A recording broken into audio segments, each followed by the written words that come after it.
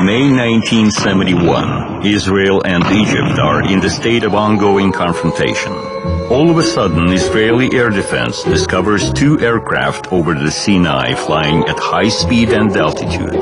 Missiles sent to intercept failed to hit the targets. Alerted Israeli Air Force Phantoms returned with no result.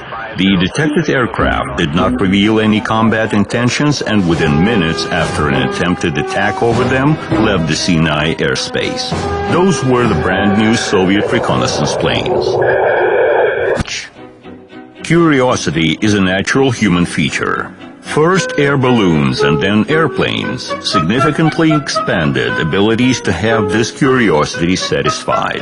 But very soon careless curiosity gave way to mercantile interest. Indeed, in the time of war, flying above, one can have a bird's view on the entire position and sometimes of the intentions of the enemy. Air balloons were the pioneers of reconnaissance aviation. The Russian army used them already in 1904 in the war against Japan. However, after a short while they gave way to aircraft, mobile and less vulnerable to the ground fire. To perform reconnaissance tasks at the battlefields of the First World War, Russia used mainly the French Voisin and Farman low-speed two-seat aircraft. Just imagine what hardships the first reconnaissance pilots had to go through. A bulky photo camera was supposed to be put on the side of the aircraft and held aimed at the target. Aerial photographing means photographing of the land surface from flying aeronautic objects or aircraft. The airflow was hitting and throwing the lightweight plywood fabric-covered plane like an autumn leaf. Therefore, the use of the heavyweight Ilya Muromets aircraft for the purposes of the long-range reconnaissance was deemed rather helpful. The most striking episode of the reconnaissance work was photographing of the Austrian-Hungarian positions during the preparation for one of the most important operations of that war, the Brusilov breakthrough. It was the diligent aerial reconnaissance that allowed the Russian forces to disrupt the enemy's front line and produce a sensible damage. The benefit from the use of the aerial reconnaissance pilots in the World War was not left unnoticed. Therefore, as soon as the country of the Soviets recovered its strength to produce aircraft of its own, its first serial aircraft was the R-1 reconnaissance aircraft of Nikolai Polikarpov. It was made on the basis of the English de Havilland 9, which was being produced in the 20s in huge amount. In 1927, the R-3 reconnaissance plane of Andrei Tupolev was put in series. It was the first serial all-metal aircraft made in the Soviet Union. In those years, there was a real boom of the record-breaking flights. The first national aircraft, the pride of the Soviet country, could not stay away. Reconnaissance planes, among other aircraft, performed many internal and international flights. The 30s in the USSR were marked with the tremendous growth of the aviation industry. The national engines production was developing, and the aircraft of national design were being put in series. In the beginning of the 30s, the outdated R-1 and R-3 gave way to the R-5 reconnaissance biplane of Polikarpov design. The aircraft became a classical type of reconnaissance plane.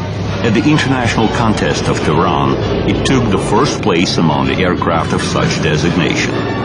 It was easy to fly and quickly became popular among pilots and technicians. In 1934, R-5 took part in the salvation of the Cheluzkin expedition. The aircraft was subsequently modernized by equipping it with a more powerful engine. That's how RZ appeared. In the same years, Tupolev made a twin-engine multi-purpose R-6 aircraft, which designation, among other things, was reconnaissance. 1937, pilot Pavel Golovin for the first time in the world flew over the North Pole on R-6.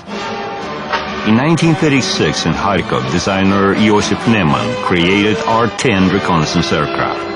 It was based upon the cantilever monoplane with detachable chassis. Its speed reached 380 kilometers per hour. It was in full compliance with its time. The aircraft was put into serial production. Reconnaissance at sea borders was carried out by the flying boats MBR-2 constructed under the supervision of Georgy Beriev. A flying boat was constructed in Moscow under the supervision of Georgy Beriev aimed at the sea border protection. The aircraft was identified as MBR-2. Note that all reconnaissance planes on service in the Red Army at that time were capable of performing only close-range reconnaissance in the frontline zone.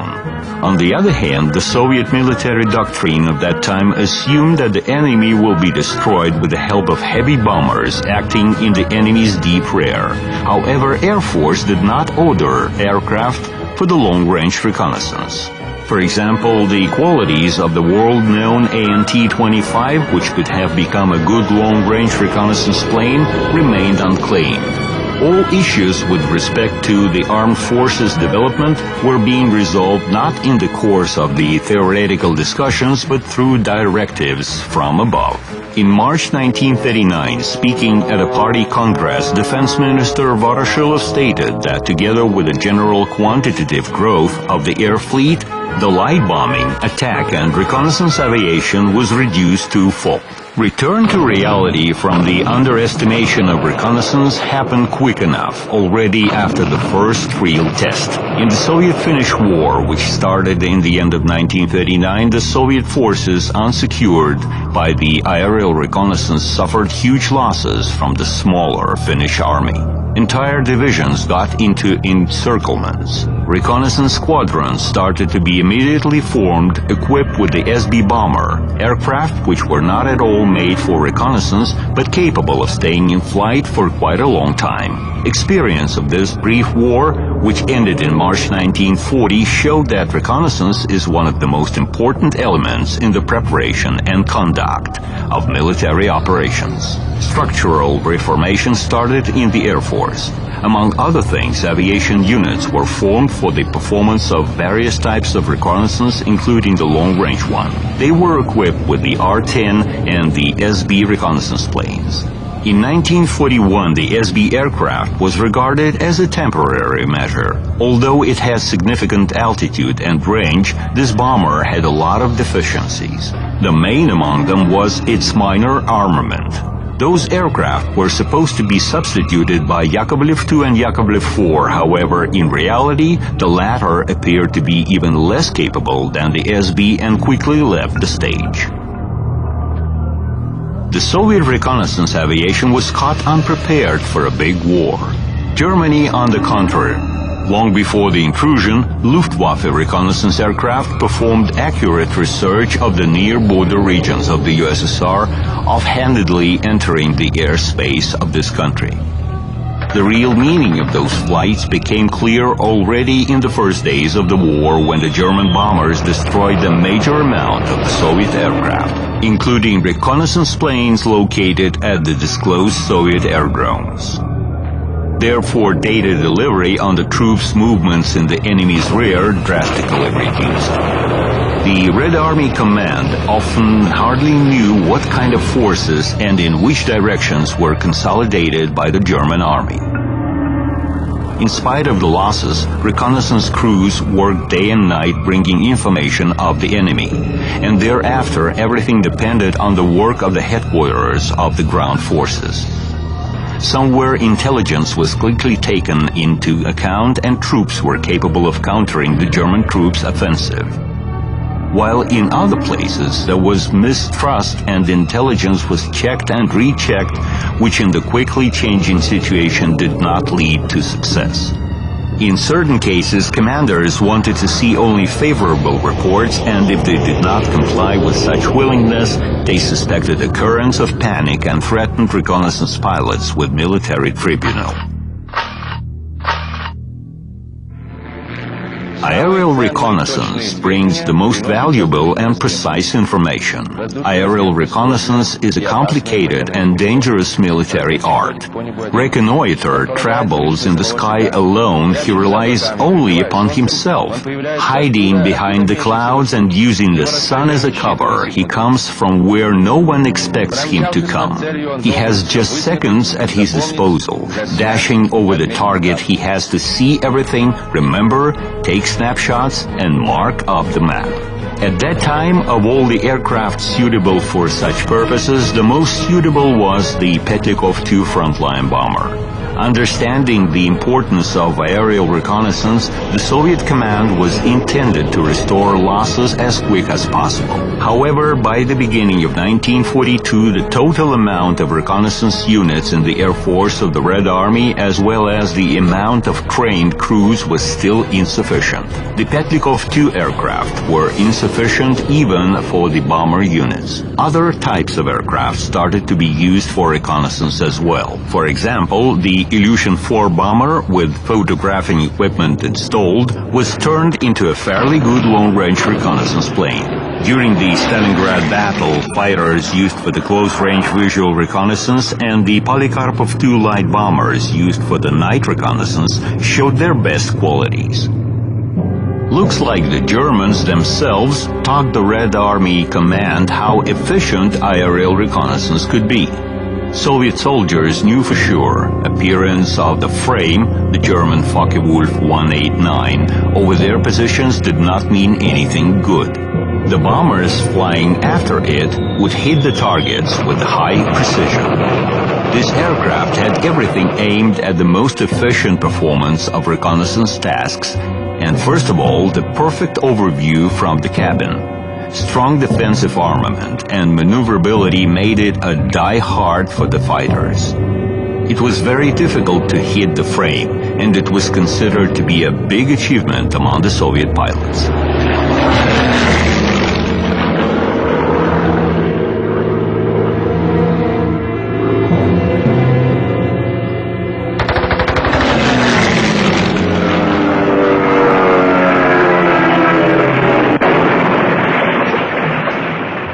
The quantitative and qualitative growth of the Soviet reconnaissance aviation by the end of 1942, and, what was more important, the more significance given to aerial reconnaissance, undoubtedly became important factors of the breakthrough in the war. Formation of new air regiments were in full speed in 1943. Situation with aircraft improved. There was no more deficit with Petlikov II.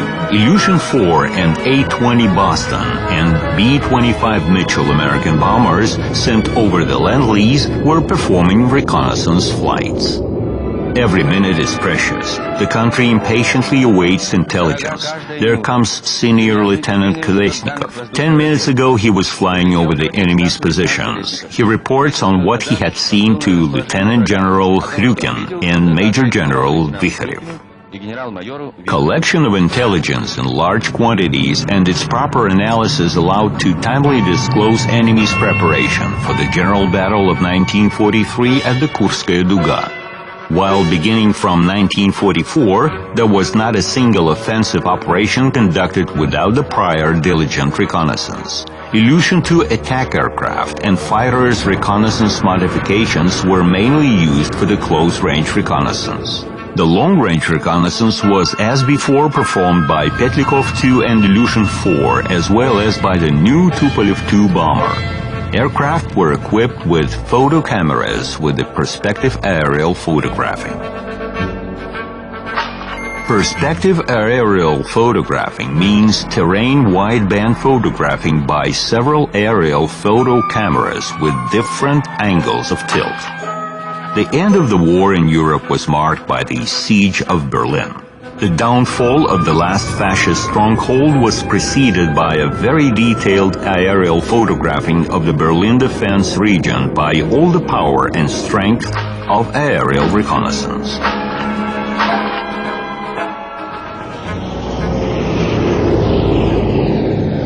There was no time for the development of new aircraft. All strength and efforts were thrown at the production of the A-bomb and means of its delivery. Sukhoi 12, a piston-engine reconnaissance and artillery fire spotter entering tests in 1947, was probably an exception. Its outlook definitely revealed signs of the German frame. However, jet aviation was more and more entering its rights, and the piston-engine Sukhoi 12, with its velocity of 500 kilometers per hour, was no more responding to the demands of the time. In the West, the first post-war years became the time of the reconnaissance aircraft violent development. Special attention was paid to the development of strategic reconnaissance. As a matter of fact, almost right after the Second World War, the former Allies entered the Cold War between themselves. The Soviet Union became an object of careful attention. The first post-war generation of the American reconnaissance aircraft was manufactured on the basis of the long-range piston-engine bombers and passenger aircraft. Those aircraft constantly flew along the USSR border trying to peep into its territory. Having understood that the Russians practically had no chance to intercept them, they started to fly deeper inside. The enemy was most of all interested in the regions where developments of the missiles and atomic weapons were on the way. It was a kind of a cat-and-mouse play in which reconnaissance aircraft attempted to escape interception thanks to their high speed and altitude. The end of the 40s was marked by the aviation transition toward jet engines. It was then when the first jet reconnaissance aircraft appeared in the USSR. MiG-15RBs, developed on the basis of a fighter, had nothing special, while Ilyushin-28R was a more serious aircraft, becoming the basis of the frontline reconnaissance aviation of the mid-50s. This bomber-based aircraft was capable of reaching up to 900 kilometers per hour and an altitude of 12,000 meters. Such characteristics for the time being were quite enough to escape modern fighters. Thanks to additional fuel tanks, the aircraft's flight range reached 3,150 kilometers. Ilyushin-28 reconnaissance aircraft were equipped with the most modern, as of the time, photo equipment, allowing to perform plan and perspective aerial photography. Subsequently, it was equipped with hardware for the electronic reconnaissance. Electronic reconnaissance is identification of the location, type, and designation of the radio-electronic means of the enemy on the basis of their parameters and emitted signal. The Ilyushin reconnaissance aircraft served no less than 10 years in the Russian Air Force. By the end of the 50s, the velocity of the aircraft significantly increased, going beyond the sound barrier, and Ilyushin-28 lost its actuality with respect to speed, altitude characteristics, and the reconnaissance equipment contents. The defense was no more a rescue from the fighters of the potential enemy, which arsenal by that time contained guided missiles. The militaries required a maneuverable and high-speed tactical reconnaissance aircraft. Development of such aircraft started at the Alexander Yakovlev's Design Bureau on the basis of Yakovlev 25 Barraging Interceptor. However, tests showed that Yakovlev's reconnaissance aircraft did not have any sufficient advantages over the Ilyushin's one. The issue was therefore limited to only 10 aircraft. Yakovlev was thinking of a more sophisticated, a supersonic aircraft. The aircraft was set in serial production in 1958 under an identification of Yakovlev 27R. Besides more advanced flight characteristics, equipment of this aircraft allowed to perform photographing at supersonic speed. While there were a lot of aircraft for the close-range reconnaissance, the problem of the long-range reconnaissance was resolved only with the appearance of the Tupolev 16 bomber. A long-range reconnaissance aircraft was made on its basis in two variants, for daytime and night reconnaissance, differing one from the other by the set of equipment. pods with the radio-electronic equipment were suspended on the pylons under the wing, while photo cameras were put in the fuselage. Later, a detailed radio intelligence station was located in the same place. In the second half of the 50s, Tupolev 16R started to serve at the long-range reconnaissance regiments. They also served in the naval aviation. Unlike its onshore variants, the naval ones were equipped with a more powerful radar. It was in the Navy that such aircraft demonstrated its best qualities. Their main task was to look after the aircraft carrier groups of the probable enemy. Photos depicting the Soviet reconnaissance aircraft passing close to the American and British aircraft carriers could be often seen in the Western press of the 70s.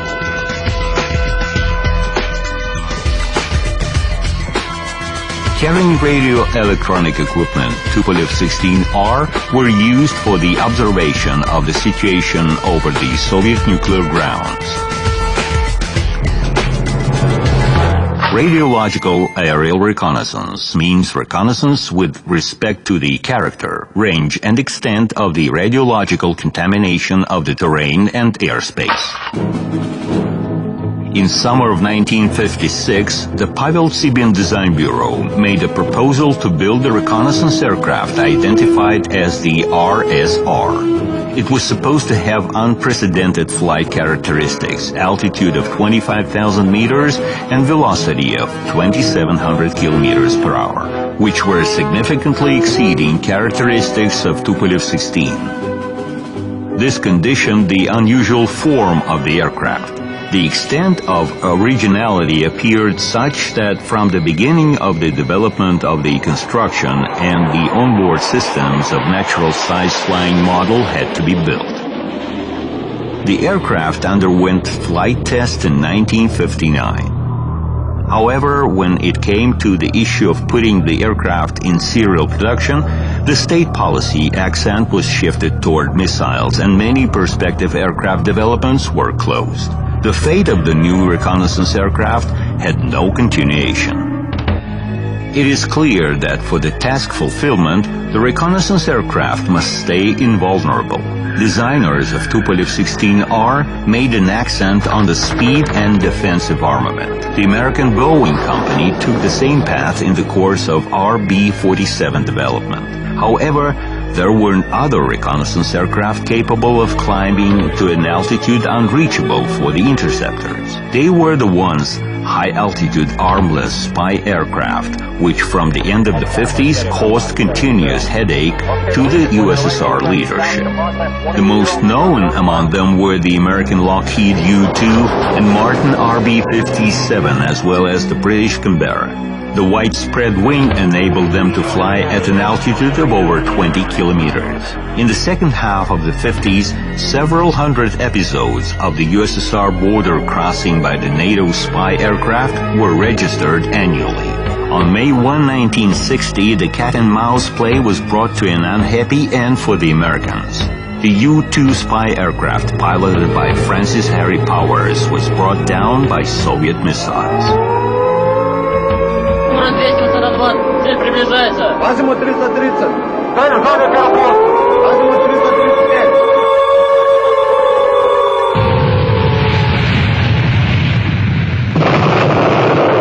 Attempts to produce a high-altitude spy aircraft were made in the USSR as well. The resolution of April 18, 1958 in this connection was deemed so important that it was classified twice by Science, highly confidential and top priority. Design works were assigned to the Yakovlev Design Bureau. Having taken the Yakovlev 25R reconnaissance aircraft as the basis, designers changed the wing. The aircraft was equipped with two high-altitude engines of Tumansky. The aircraft was identified as Yakovlev 25RV, where V signified altitude. 1959. Test pilot Vladimir Smirnov piloting Yakovlev 25RV set a world record by taking a cargo of 1 ton to an altitude of 20,456 meters. Interesting that the aircraft was planned to be armed with a gun. It was supposed to be taking down its foreign colleagues at an altitude of over 20 kilometers. The drifting air balloons were supposed to become the targets, the new means actively used at that time by Western intelligence. Subsequently, for the workout of the ground and airborne interception complexes based on Yakovlev 25 RV, a high-altitude radio-guided target was developed. The high-altitude reconnaissance is a unique thing. However, the main routine work was performed by the frontline reconnaissance aviation. Its evolution followed the pure classical path. Reconnaissance aircraft were developed on the basis of the fighters and bombers coming from the service with minimum changes in its construction. Flight velocities were growing and reconnaissance equipment was improving.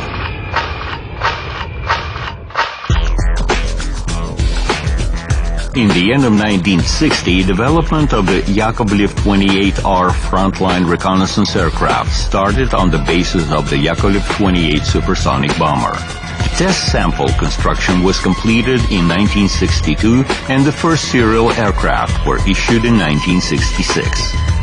This aircraft turned to be the most successful among the Yakovlev 28 series. It had numerous modifications for the performance of highly specific tasks. Reconnaissance equipment of this aircraft included television cameras. Television aerial reconnaissance means collection of the data on the enemy with the help of a TV camera transmitting real-time information. One of the most successful fighters of the 60s, MiG-21, also had a reconnaissance version.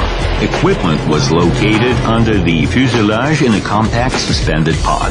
The pod was exchangeable depending on the task to be resolved. MiG-21R became the first tactical reconnaissance fighter in the USSR on which, besides optical, electronic reconnaissance means were used. In the same years, the new generation equipment was located on the long-range Tupolev 16 reconnaissance aircraft.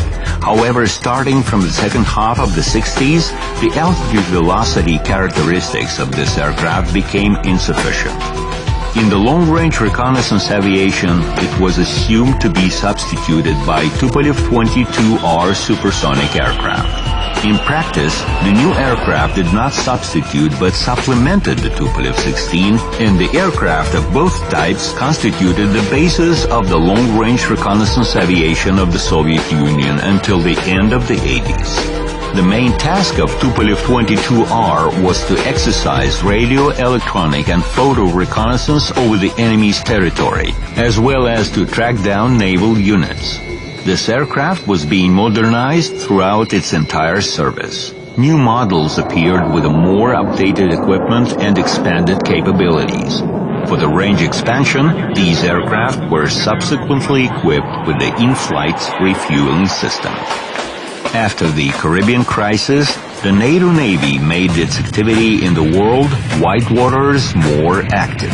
Capabilities of the new long-range reconnaissance aircraft in service in the USSR were not always enough. Therefore, from the mid-60s, neutral waters patrolling tasks were assigned to Tupolev 95 RC, a naval reconnaissance aircraft. The 180-ton aircraft with 4 powerful turboprop engines capable of staying in the air for over 20 hours was an ideal means of strategic reconnaissance. Based upon Tupolev 95 bomber, this aircraft was equipped with the most efficient at that time long-range reconnaissance and naval operational target detection system. Aerial operational target detection means data transmission of the nature, location, and activity of the target. Staying in continuous contact with a potential enemy, Tupolev 95 RC could not help becoming a popular character with the Western press. The press called this aircraft the Eastern Express for its capability to quickly appear in practically any point of the world. Long-range aviation as well obtained a limited number of Tupolev 95 MR version.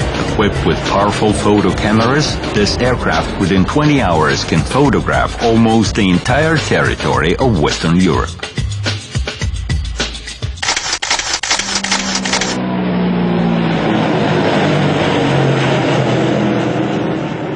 special place among reconnaissance means was occupied by the unmanned aircraft. Until ballistic missiles became a reliable striking force, the missile aircraft were made as an alternative thereto.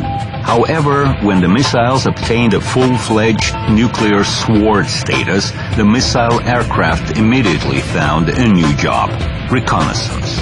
Such unmanned aircraft, with no life support systems on board, could fly farther and faster. The first light unmanned Lavochkin 17R was based upon the target aircraft and accepted for service in 1962. The launch was performed from a ground or automobile unit with the help of solid fuel boosters. In flight, this aircraft was automatically piloted in accordance with a set-in program. Reconnaissance results arrived for processing after the aircraft returned. The Yastreb-1 long-range reconnaissance complex, including the 35-ton unmanned Tupolev 123 reconnaissance aircraft, was accepted for service in 1964. The range of 3,500 kilometers enabled it to perform photographic and radio-electronic reconnaissance of aerodromes, ports, naval bases, industrial facilities, and launching sites in the enemy's deep rear. Upon the aircraft return, container with the intelligence data would detach and brought down on a parachute. Unmanned aircraft appeared to be quite a perspective direction of the reconnaissance aviation development, subsequently turning into a new unmanned generation. But this story lays ahead. In the meantime, let's get back into the 50s. When the NATO reconnaissance aircraft were barraging the airspace of the Soviet Union completely unpunished. Success of the high-altitude reconnaissance planes and U-2 in particular made a powerful kickoff for the development of counter-means. Spy aircraft irritated the Soviet leadership so much that by the beginning of 1960, an idea was born of a high-altitude and high-speed interceptor capable of putting an end to the outrage of the Americans. The Mikoyan Design Bureau had a good groundwork in the development of such aircraft. It was assigned to create an interceptor, which subsequently was called MiG-25. The assignment assumed outstanding parameters. Velocity was to exceed the speed of sound almost threefolds, and the flight altitude was to be 25 kilometers. It would have been a pity not to create a reconnaissance aircraft with such parameters. The prototype of the reconnaissance plane was ready even earlier than the interceptor. In spite of the futuristic task, the prototype was built just within 1 year.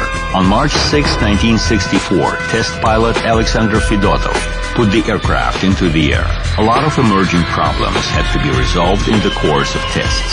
Due to significant heat-up of the aircraft at high supersonic speed, designers had to create a powerful cooling system that would impact the reconnaissance equipment as well, while the high altitude urged designers to develop a more sophisticated photo equipment. The same year, the militaries issued an assignment to modify the reconnaissance plane into a reconnaissance bomber version. MiG-25RB was capable of carrying up to 10 half-a-ton bombs and destroy targets from an altitude of 20 kilometers. MiG-25RB is designated to resolve tasks of aerial photographing and electronic reconnaissance, as well as to produce bomb strikes over the enemy's facilities within operational depth. Already in autumn of 1971, 5 aircraft and crews were sent to Egypt. The first test flights over the Egyptian territory were performed in March, while starting from April, they flew over the occupied Sinai Peninsula and over Israel, including its capital, Tel Aviv. Raids were conducted at an altitude of 20 kilometers at a speed of 2,800 kilometers per hour. Photo equipment of the aircraft allowed to take high-quality shots with tiny details.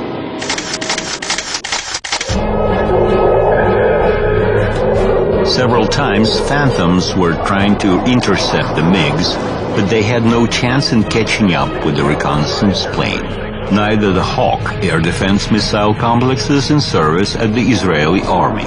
In fact, with the creation of MiG-25, there started a new stage in the development of the Soviet aviation reconnaissance. It was on MiG-25R that the navigation equipment was based upon the digital computer equipment.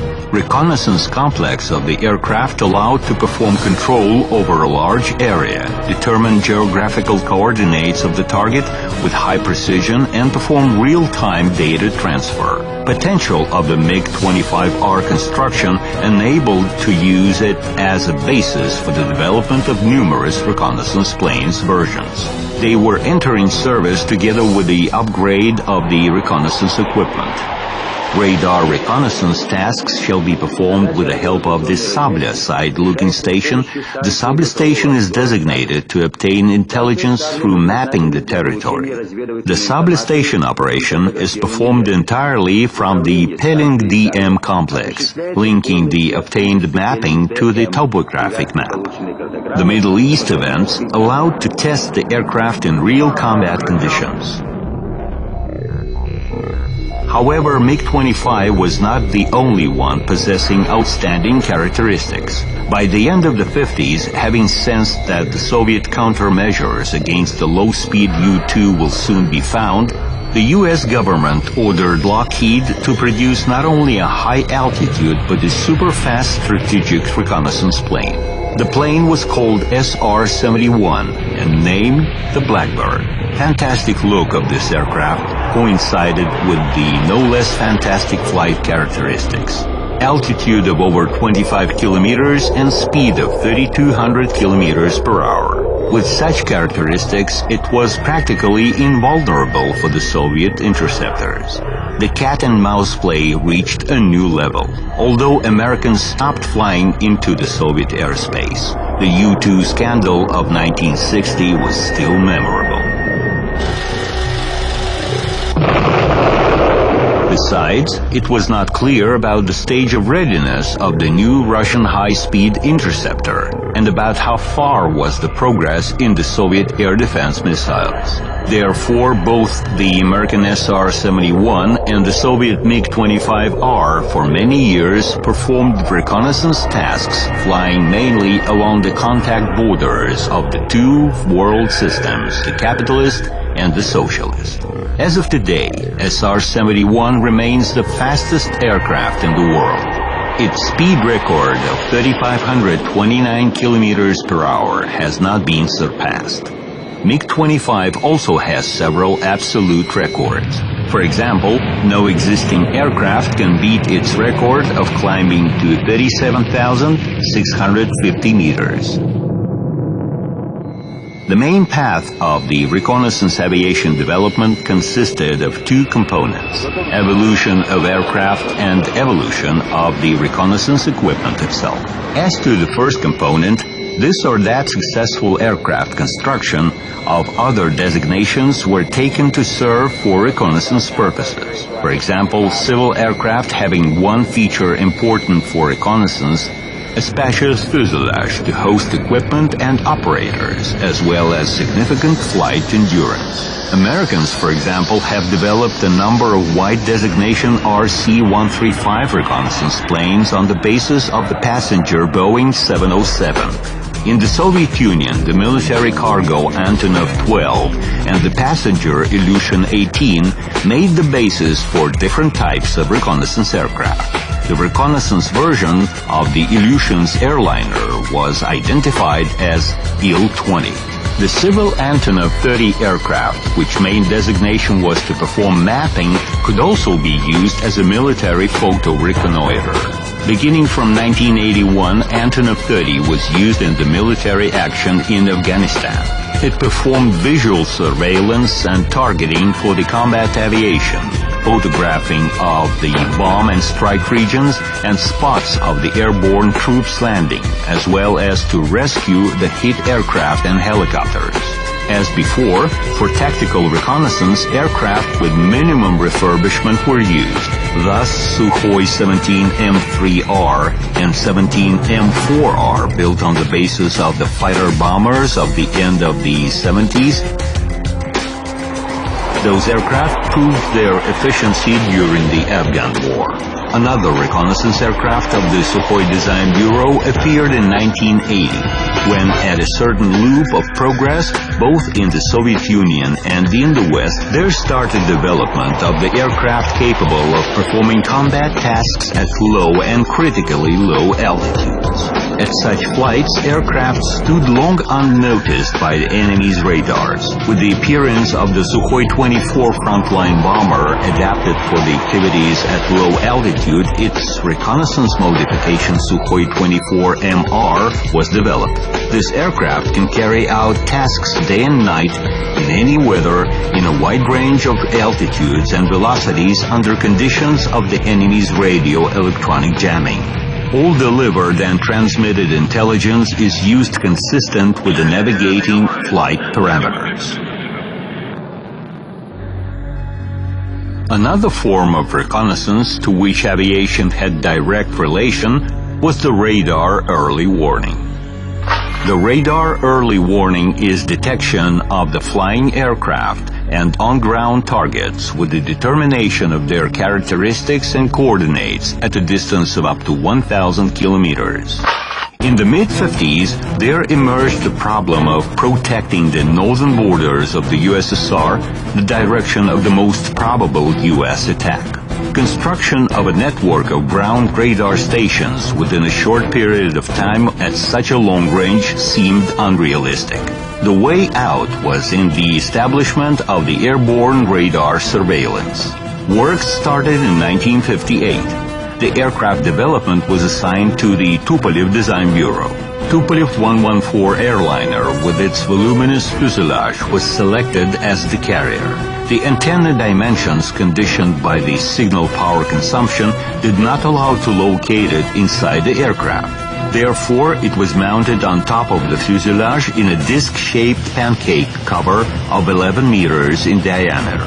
Radar operators' workplaces were equipped inside the aircraft. The early warning radar detection aircraft with the Liana complex was identified as Tupolev 126 and was accepted for service in April 1965. This aircraft provided for the reliable detection of the airborne targets coming at high and medium altitudes long before them approaching the missile launching range. The aircraft had an expanded onboard complex of means of communication and navigation which provided for the data exchange with ground and vessels-based command posts. By the end of the 70s, the most acute problem was the detection of the cruise missiles, minor low-flying targets following the terrain shape at high speed. Tupolev 126 was incapable of resolving this kind of task. Beginning from 1984, the new A-50 aircraft started its service. It was developed on the basis of the Ilyushin 76 military cargo aircraft, which dimensions allowed to host the Shmel complex designated for the performance of the early radar control. Like its predecessor, A-50 carries a pancake with an antenna inside. Apart from detection, this aircraft serves as a means of navigation and operating management. Capabilities of its equipment allow to track down 60 targets at a time and navigate 10 to 12 fighters thereto. Introduction of such aircraft allowed to establish a continuous radar field along the borders of the USSR and significantly increase the air defense efficiency. Similar NATO complex is known as AWACS. The unmanned reconnaissance aircraft development also found its continuation. In 1976, the RACE reconnaissance complex with the Tupolev 143 unmanned aircraft was accepted for service. It is used for the reconnaissance performance in the frontline zone at a depth of 70 kilometers and is equipped with the exchangeable reconnaissance tools. The photo reconnoiter registers intelligence on board and deciphers it upon return. The TV reconnoiter transmits intelligence to the ground command posts in real time. A more powerful Strish complex of the same design bureau with the Tupolev 141 unmanned reconnaissance aircraft appeared in the beginning of the 80s. Its main designation is the operational and tactical reconnaissance. Development of radio electronics made reconnaissance equipment more light and compact, significantly expanding its capabilities. This allowed to minimize the size of aircraft. For example, the remotely controlled Pchela aircraft, with a weight of just 100 kilos, developed at the Yakovlev Design Bureau in 1985, is designated to perform surveillance over ground targets. Its onboard TV camera transmits images to the ground control post in real time. The flight duration of this device is 2 hours. This reconnaissance device was used in the combat activities in the Chechen Republic. The Shmel unmanned device accepted for service in 1997 became Pchela's further development. In spite of its light weight, this device can perform practically all types of aerial reconnaissance. In the course of the entire Cold War, activities of the Western intelligence never stopped. Changing were only the means. The main upon them in the 70s and in the 80s were the high-altitude drifting reconnaissance balloons. To fight them, there was M-17 aircraft developed at the Missishev Experimental Engineering Plant. Subsequently, a reconnaissance aircraft was built on the basis of this machine. The new aircraft was identified as M-55. The plan was to develop a whole reconnaissance and attack complex. However, by that time, the Soviet Union was already in the fever of perestroika. There were less and less funds allocated toward military developments, and intentions in the foreign policy were to pass from confrontation toward peace. M-55, under the name of Geofysica, immediately turned into a pure civil aircraft. Now its work is to research upper layer of the atmosphere, including the ozone layer, as well as to monitor the ground and sea surfaces. Currently, most of the tasks of strategic intelligence is placed upon the spy satellites. Capabilities of modern equipment allow to view the enemy's secrets from outer space in every detail. However, in spite of the seemingly unlimited abilities of the modern orbital reconnaissance complexes, aerial reconnaissance is still in demand. All these years, Americans never stopped upgrading their notorious U-2 spy aircraft. Its efficiency was increased by equipping it with more and more sophisticated reconnaissance devices. In 2003, a brand new unmanned aircraft, Global Hawk, was accepted for service in the U.S. Air Force. This flying robot performs the entire flight from takeoff to landing in an automatic mode and can spend 36 hours in the air, covering 22,000 kilometers. The Russian Army service today, together with the intelligence veterans MiG-25, includes A-50 airborne early warning aircraft, Sukhoi 24MR frontline reconnaissance aircraft, and the unmanned flying devices. Nowadays, functions of early warning, tactical reconnaissance, and other aircraft targeting can be performed by fighters. Thus, a quad of MiG-31 interceptors is capable of controlling a 900-kilometer-long frontline airspace. A modern reconnaissance aircraft built on the basis of Tupolev 22M3 missile carrier now serves in the long-range reconnaissance aviation. The world has changed a lot by the 21st century. There is no more global confrontation. Former Cold War enemies communicate freely at international exhibitions. Once secret NATO aircraft fly into the once no less secret aerodrome of the Flight Research Institute in Zhukovsky to take part in international aviation and space salons. In spite of all this, new developments in the sphere of aerial reconnaissance continue in many countries, since without reconnaissance, even the strongest army will trifle away its efforts.